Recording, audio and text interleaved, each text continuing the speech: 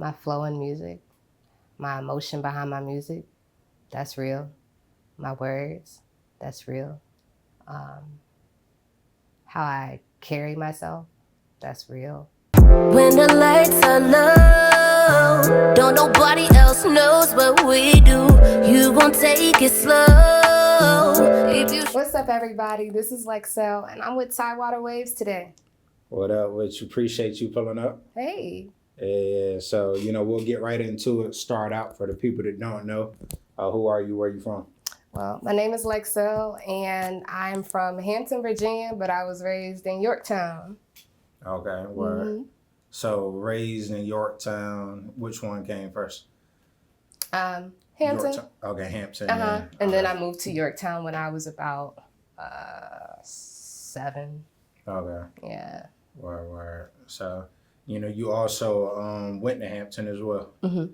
Yeah, so how was that experience? I guess we'll start there. It was a great experience. Yorktown Poquoson is predominantly a Caucasian area.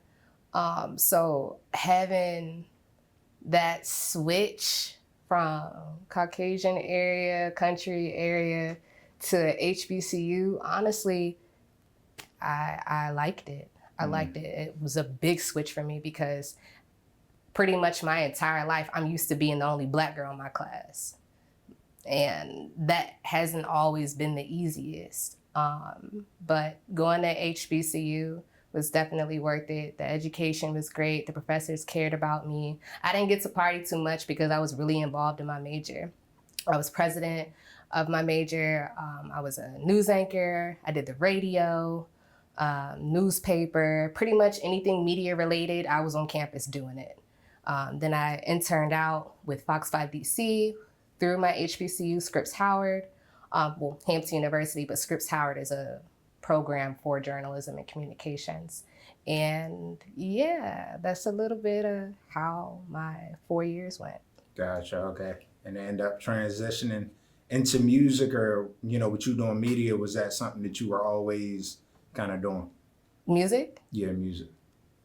No, I mean, I was freestyling on the side and writing music and stuff, like just joking around with my friends or just, posting little clips on Snapchat, but I never took it seriously.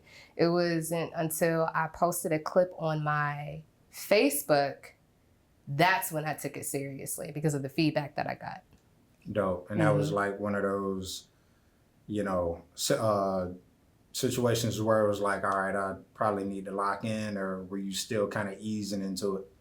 Nah, it was literally a survey. I had posted a clip of me singing for like 30 seconds, and I said, should I do music? Yes or no? Took it and ran with it.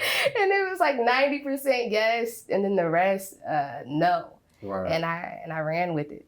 Okay, dope. So yeah, so do you feel that was the best decision? Granted, it was like a public decision, like your time doing music, how have you enjoyed it? Like doing music now and being serious with it, the business side, all of that. Do I enjoy it? Not every day. Okay. Yeah, not every day. I don't regret starting music, but my path hasn't been, roses and rainbows. It hasn't been that. It's been some, it's been some storms. It's been some, it just hasn't been the easiest. Yeah, it hasn't been the easiest, but it has been fun and it has been rewarding. So what do those storms look like? It seems that, a lot of people, I guess, don't really talk about that side. You see the music, you see all the cool videos, all of this and that, but like, what would you say were the challenging parts? Well, myself, to start with. Before music, I was a complete introvert. I'm going to the store and back, and I'm staying in the crib. And I was like that for pretty much since COVID. Once we were, in the pandemic and we was just in the house, I literally stayed just an introvert even after the pandemic. And so it's just been a challenge, like a self-challenge of putting myself out there, going to these networking events, being consistent on the internet, I think one of the biggest challenges that I deal with is when I post a video, let's say I post a music video and I get a decent amount of attention. It causes me to go into a shell. I don't know why. Like I'll, respond for the day, but then after that, it's like I have to recharge. And that could be in the way business-wise because, timeliness and yeah. So that's the main thing with me, just breaking out of me being an introvert. Yeah, and then sometimes working with, should I say that on the interview? Listen, people be sensitive. I done got blocked. You want to chop it out, leave it out. I done got blocked for certain stuff in interviews because people be sensitive. I think another storm is sometimes working with other artists that don't take it as seriously as I do.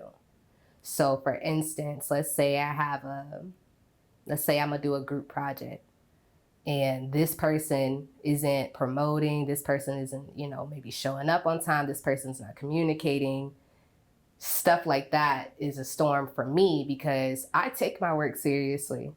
I take my work very seriously. So if you tell me that you're going to do something, I assume that you're going to commit to it. And if you can't, you're going to communicate. So lack of professionalism is a storm that I typically go through. Unnecessary competition with females. Like, there is no competition. Like, why compete when you can collab, I'm a girl's girl. So the, little rap beef that be around or whatever, I try to just keep my head away from it because it ain't gonna make us no money, so it ain't got nothing to do with me. So that's interesting to me, like, because you obviously don't come off as an introvert, with your promo and how you handle your artistry. Shit. You think so? Yes, I'm a big introvert. I'm actually shy too. And I know it doesn't look like that on the internet, but yeah, I just push through it because if I don't. Performing, you hide that side very well.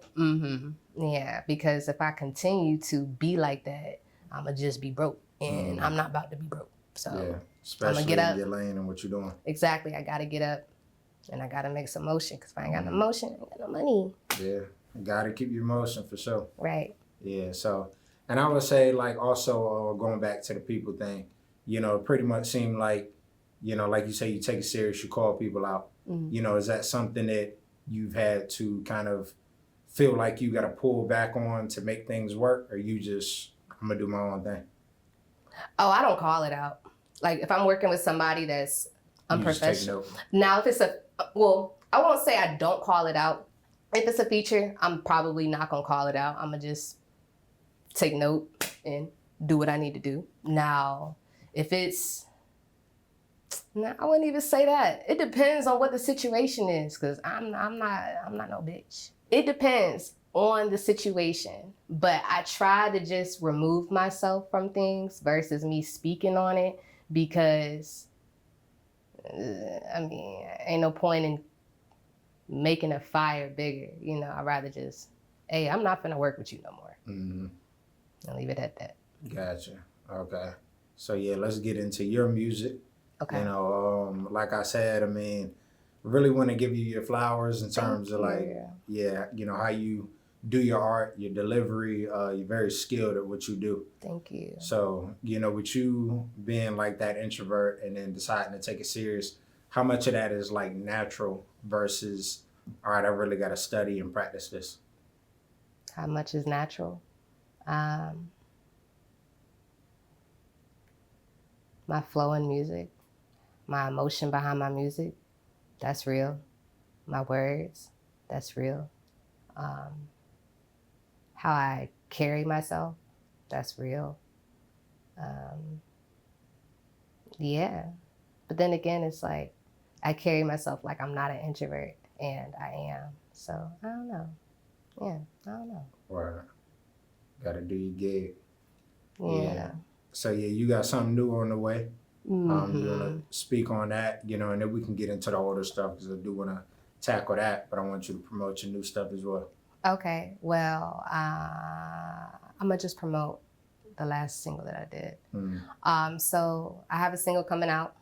It's called F Out the Way, FOTW. What's the F stand for? I'm not sure. You just said.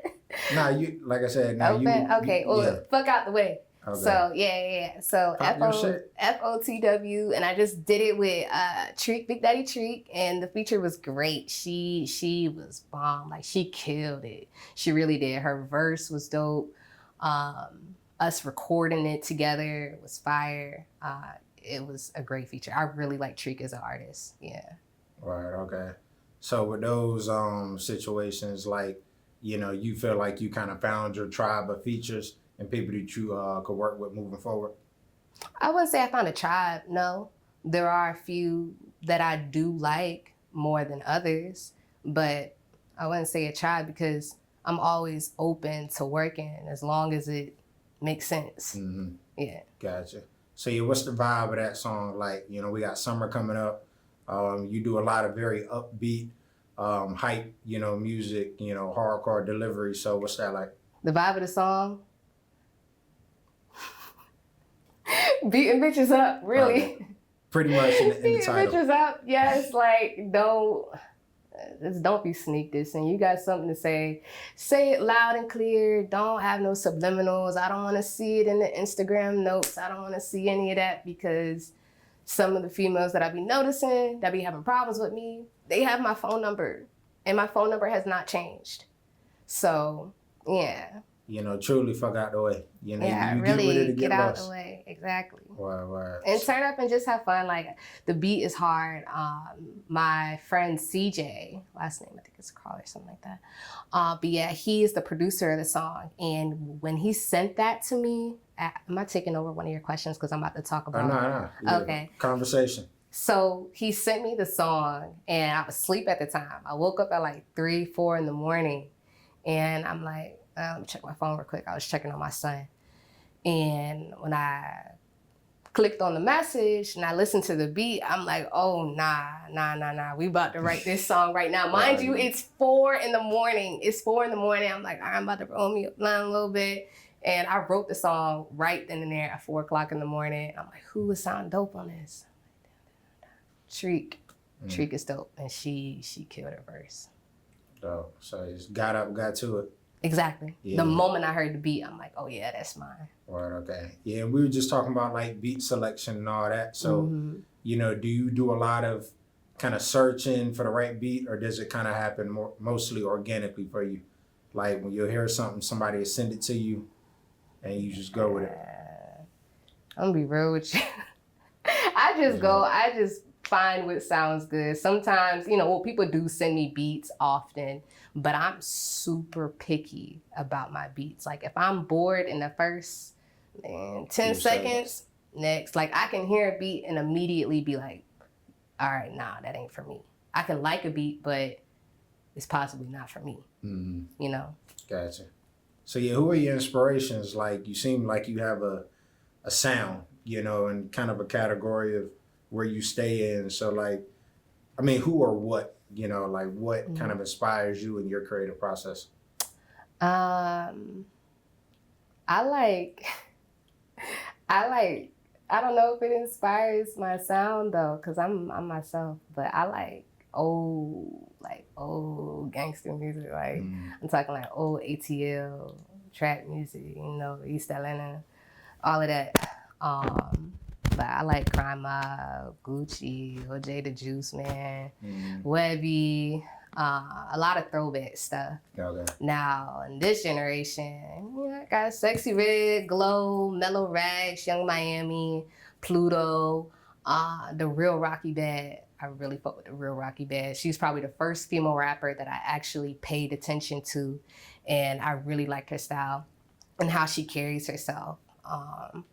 So yeah, Okay. Well, yeah, I would say that old kind of gangster music, it does translate, to your music. I could see that, come out. So, which brings me to my next question. Like your old, well, it's not really old, but, not new, your old music, like what is, I guess, like a favorite of yours, if you have one? Of my music, Yeah, you got favorite Clubhouse, that's Fight out. Music, WDL, and that's fairly new.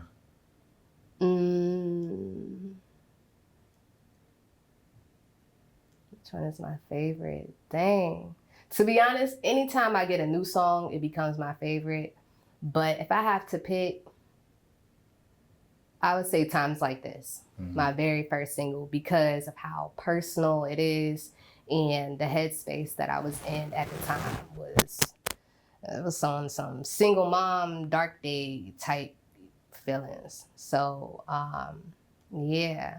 In that song, you're able to really hear my emotions, feel what I'm saying, and you can hear the pain behind my voice if you really listen. Like it sounds like I'm about to cry, but the shit sound good. Yeah. Hey, look, you put your real emotions into it. It gotta sound good. Yeah, I had a little raspy voice during certain parts because I was really feeling that. And it took me a super long time to record that. That was my first single. I hadn't been in the studio before. I hadn't sung in front of anybody before. Biggs, literally my first day when I was recording that song, he had me stand up and sing the song twice before I got in the booth because he knew that I haven't sung in front of anybody. So once he put me in the booth, I was still nervous, but he wanted to make me comfortable. And it took me like a month, once a week during the month. I go once a week to finish that song. Right. Yeah, I was taking it as, I don't know, I was just going with the flow. I didn't want to rush it. It was my first time.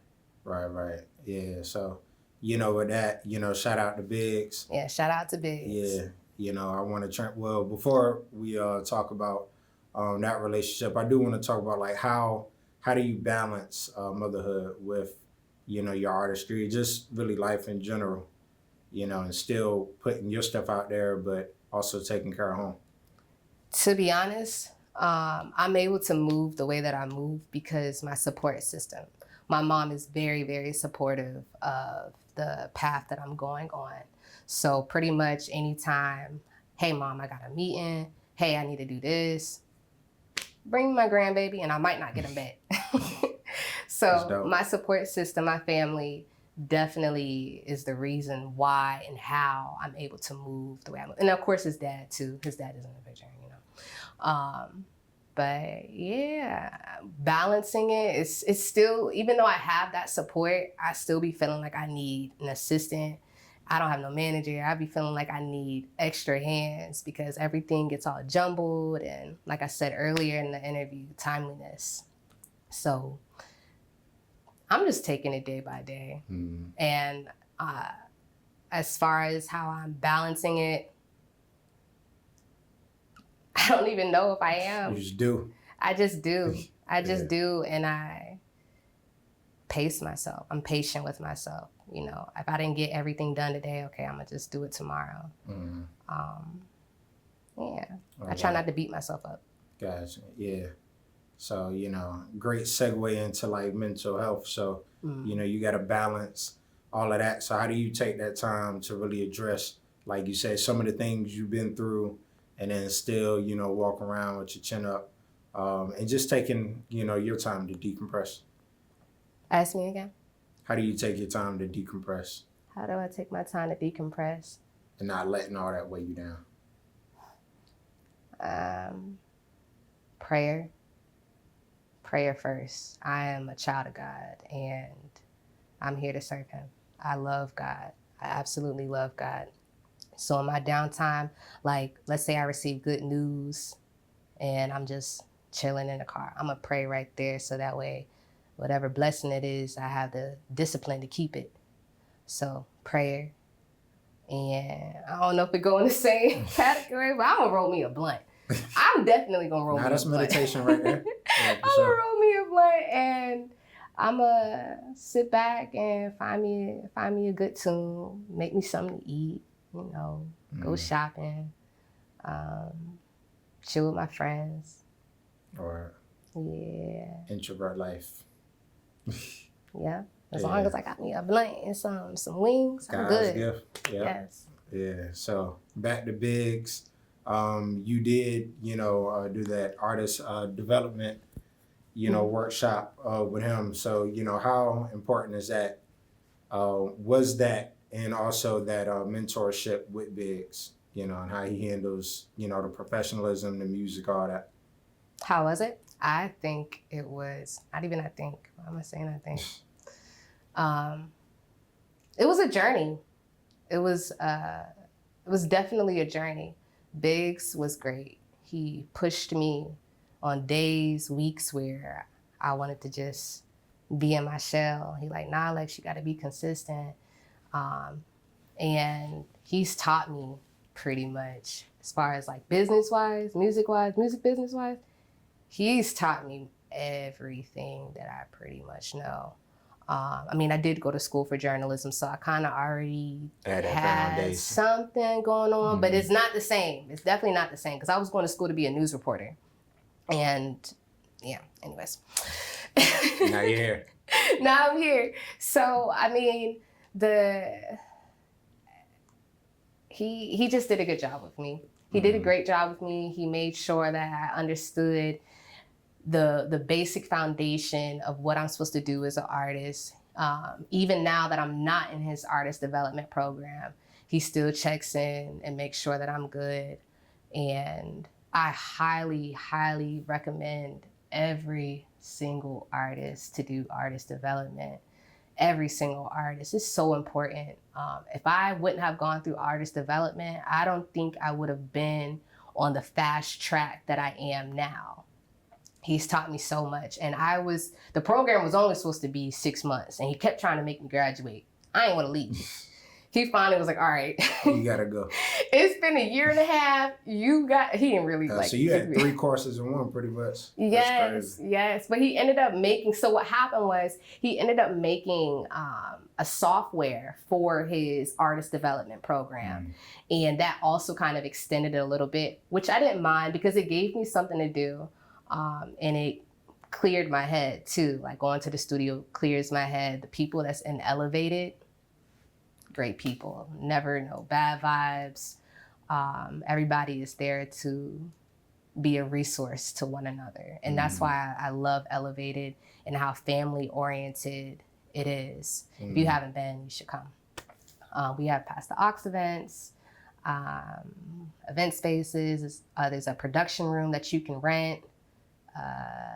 Yeah. Okay, dope. But artist development was a blessing. It was a blessing. Right. And then, so with the software, that's something that you could pretty much use moving forward. It's like your own log. Okay.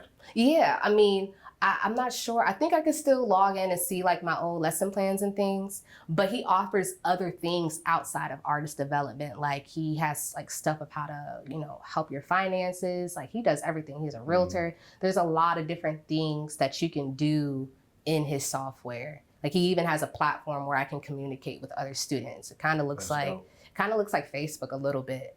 But that's one of the main reasons why it did extend a little bit because he advanced. Yeah, he advanced the program. First, Biggs University. Yeah, he really did. He really did. If anybody out here makes a software for artist development after him, we copied him. All right. Yeah, definitely shout out to Biggs, man. Shout out Great to people. Biggs. Yeah.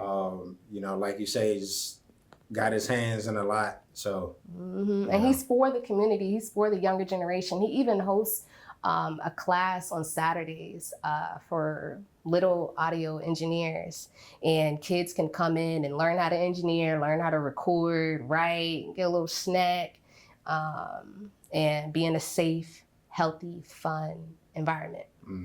Yeah. And learning something productive. Yeah, that's what's up. So, yeah. So you are with G-Man Entertainment as well. Yes, I am. Yeah. I want to talk about your new position. Well, you can talk about it, and you know, just all that that entails? So it started off with me being at the TLC camp, the Link Creative Camp, and there was a workshop. Well, there was multiple workshops, but this particular workshop, G-Man's workshop, it really motivated me. It gave me insight on what I need to do as an artist. I liked his workshop specifically because I had already been through artist development, and some of the workshops that I was attending there was kind of like repetitive information. But his, yeah, I actually walked away with information, and that's what sparked me to, hey, G-Man, I'm interested in adding value to the company. This is my background, blah, blah, blah, blah. And he sent me to Justin, and I had an interview, and so far it's been great. I haven't actually been able to do too much yet because I just got the position, but Jazz Team Festival, I will be outside. I will be interviewing artists. I didn't even say my position. Dang. No, you did. So I'm an intern, and I'll be doing some reporting for G-Man. Nice. So all the Monopoly Series concerts, typically interviews come with the package, depending if the artist, I guess, picks it. So afterwards, I'll be conducting all the interviews. Any events that I assume that he sends me to, I'll be conducting interviews there. And I mean, I help with the marketing side, I help pitch ideas. There's a lot to do. I mean, artist management, I'm helping them right now put together some, partnerships. Yeah, I'm getting some partnerships together. And so far, it's been great, very welcoming. Mm-hmm. Wow, that's dope. So yeah, congrats on that. Thank you. Yeah, Thank you. for sure. Thank you. Yeah. So you did make your way back to the news reporter. Yes, or I getting did. into- Honestly, I was really That's fire. happy that I did that for myself, because the reason why I didn't, when I graduated, COVID happened. So nobody was even hiring. I could not, like, I was like in a corner. There was no wiggle room, but everybody know that. So afterwards, I went into government contracting. So I stayed there for about 3-4 years, and I worked from home. So that even helped me be more of an introvert. Right. Yeah, you making money and you get to stay in the crib. Yes. And I get to be a mom at the same time. Yeah. So I mean, she was paying the bills. I did work at Channel 13 for a little bit as a producer. But now I'm back being a reporter, and I'm ready to dive all in You that. seem excited. Yes, I Yeah. am. And then I'll be going back to radio too. So I just got a mini position with Streets. So I'll be recording all the commercials there too. Dope. Thank you. Word. So when you say recording, like kind of what you were doing at 13, produce or? No, like I'll be the voice for commercials. That's how I'm starting right now. Just That's fire. going in the booth and doing the commercials that they need. You know, when people come in and get promo packages and stuff for the radio, then I'm gonna be the one to read it. That's dope. Yeah, I already have one up there for Caleb's Crest. I don't know if you've seen the video on my page where I'm holding the pizza. Nah, I gotta check it out. Yeah, I have a platform called Lex with Taste. So I'm interviewing restaurant owners and chefs and reviewing the food and getting the background history of the restaurant. So that's there. And I did a commercial for Caleb's Crest. And I also got a partnership deal through Caleb's Crest for an artist that I'm mentoring, Samora. Word. So yeah, that's fire. Thank you. Yeah, so what's that partnership look like, I guess, with the artist, and how do they intertwine? They host kids' birthday parties every single Saturday. So she gets to pretty much come, have her own party for free. She can be the face for whatever promo that they do. Pretty much her payout is publicity, overall publicity. That's what's up. Yeah, can go and perform, free food. I mean, she can do a lot. Yeah, and that's a lane, like, I feel like a lot of artists don't really exploit.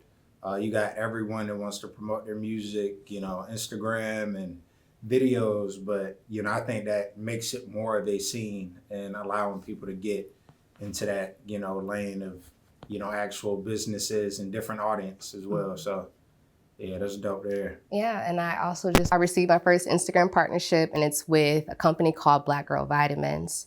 I received it via email.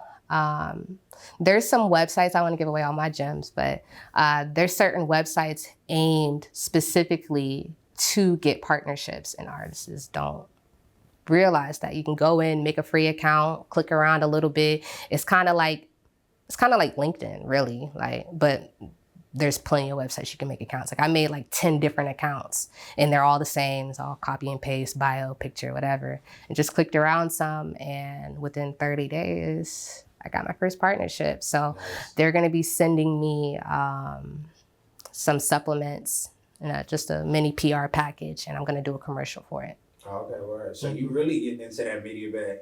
Listen, Yeah, that's 3 things you they didn't ask me to do a commercial, but I want to give them something, and I also already have some of their stuff. So I'm gonna add that into it.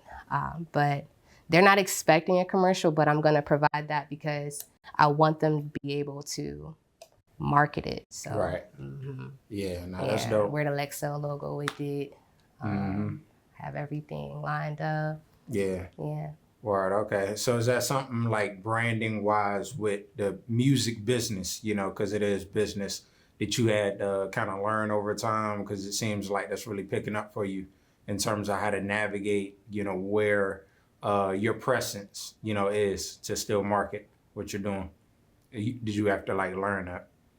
Did I have to learn how I move? Just in terms of like branding. You know, because you got merch as well. Oh, yeah, of course. I'm a student of life. I ask a lot of questions. I have a couple of mentors. I would say almost like music parents that I go to for advice. And the partnership is something that I learned from one of my mentors along the way. Gotcha. Yeah, so how do you feel about the creative scene, you know, outside of all the catty beef and, you know, this and that? Out here in Virginia, you know, because it's kind of been on a steady incline. Yeah, it has. The creative scene out here, I feel like it could use some more resources. Maybe like some more A&Rs coming to shows and actually providing feedback. And like I said, more artist development resources, because that's needed. Not everybody can afford artist development. So I'm going to be putting together a crash course day where artists can come in for a few hours and, you know, learn the basics of stuff. And that's going to be, I think, July 25th.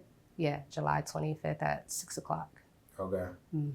Wow. But overall, the creative scene has been very welcoming.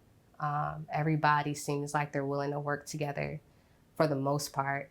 And yeah, it just needs more resources. That's all. And then resources, would that include like how you feel about the shows and the opportunities?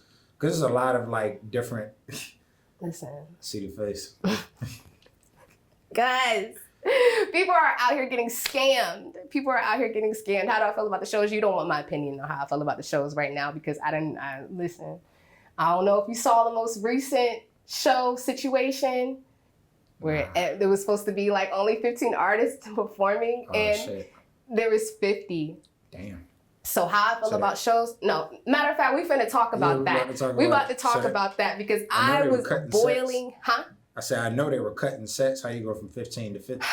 I was boiling hot. So this event was supposed to start in sometime in March, but the guy ended up pushing it till May, which is fine. Didn't really communicate that he was doing that, but it was fine. So I chose to compete in the competition and I received a message. Well, we all received a message. Doors open at 7 at Broadway, which was a little weird to me, but doors open at 7 and it ends at this time. So I get there with my girls. Mind you, I have my background dancers and I mean, I have to pay them. So, in the competition, I just knew in the back of my head, like, listen, I ain't never lost. So I'm good. I'm like, all right, I'm about to win this money. We're going to go in there and take all the money off the counter and then we about to leave. That's it. No, so we was outside practicing. I had got the girls all uniforms. Like we look crisp, real crisp, on time. Doors didn't open till 10:45. I had to use the bathroom. Security guard was mad rude, mad fucking rude. Sorry. Mad rude. And I was begging to use the bathroom. Like, I don't want to, leave or lose my spot in line. Or, there was a tent we were supposed to go to.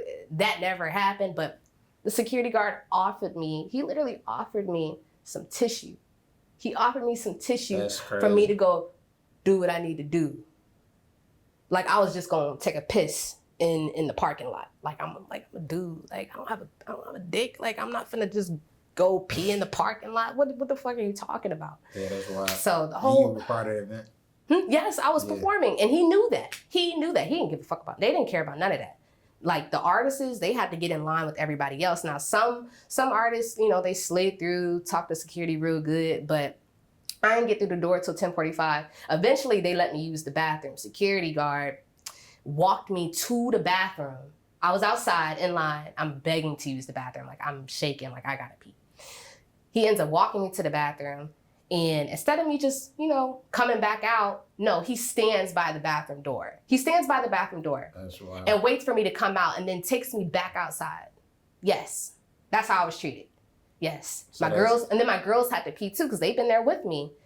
They only let me use the bathroom. And so I'm feeling like I asked because I'm like, damn, my girls, like, I love taking care of my girls and I want to be able to do more for them. They've been rocking with me since day one. So putting them through that situation, they was getting mad.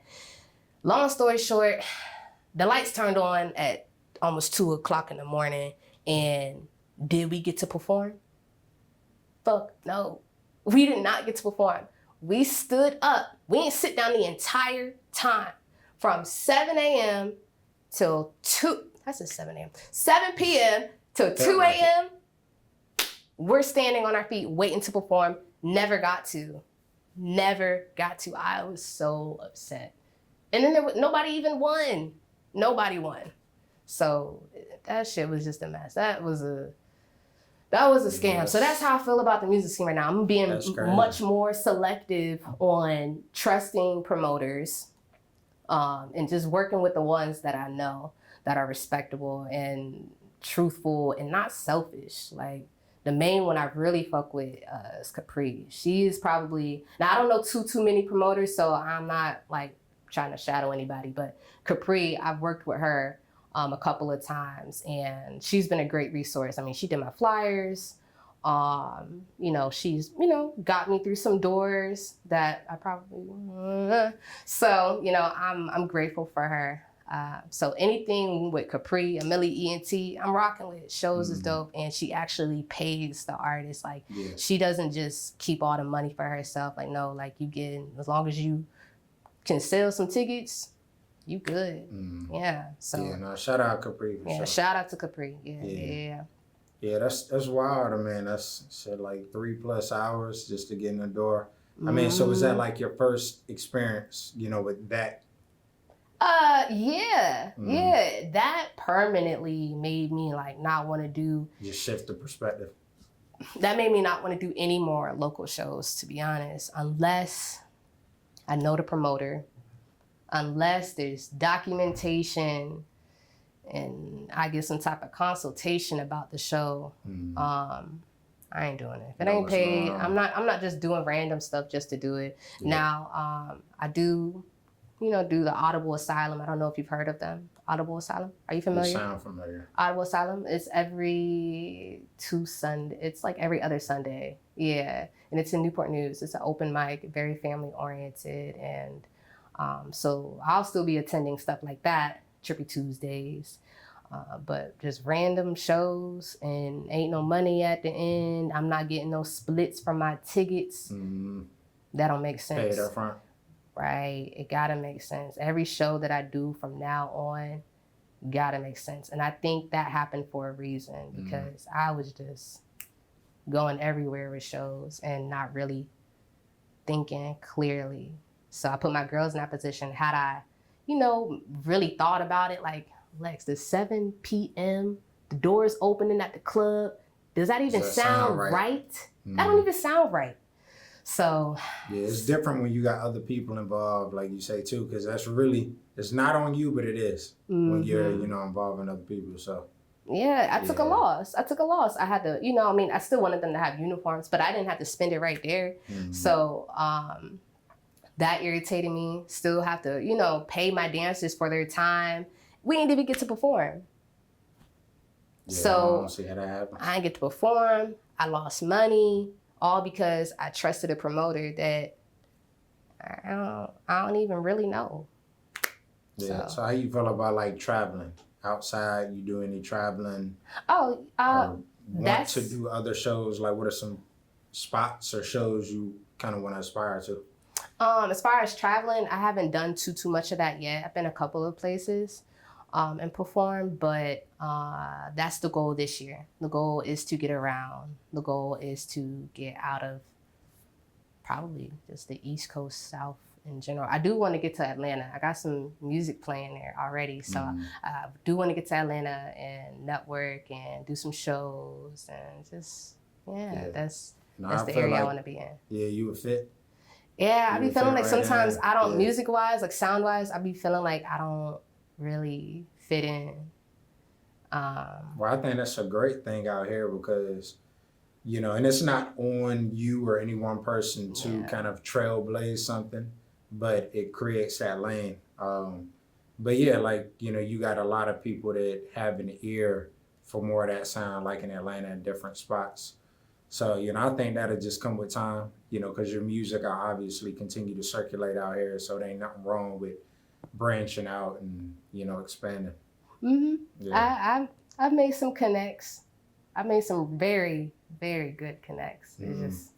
just time. Timing. Just timing. Yeah. Yep. No, for sure. So, are these songs tied to any projects, or do you got a project coming up at all? No, so I'm really just figuring out my sound as an artist. Last year, as you saw, I was doing Caribbean music, country music, rapping, singing. I didn't know what my sound really was. And once I recorded 32 flavors, I'm like, all right, I got my sound.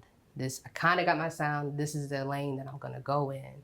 So once I create some more songs where I know, like, all right, this is my sound, I finally found it, then I'll go for the project. So maybe, hopefully by the end of the year or next year sometime. Yeah. Okay. Or dope. So, but yeah, so I'm gonna close this out and then we're gonna transition because that'll be a separate thing, right? You recording? Yeah. Thanks, Tidewater.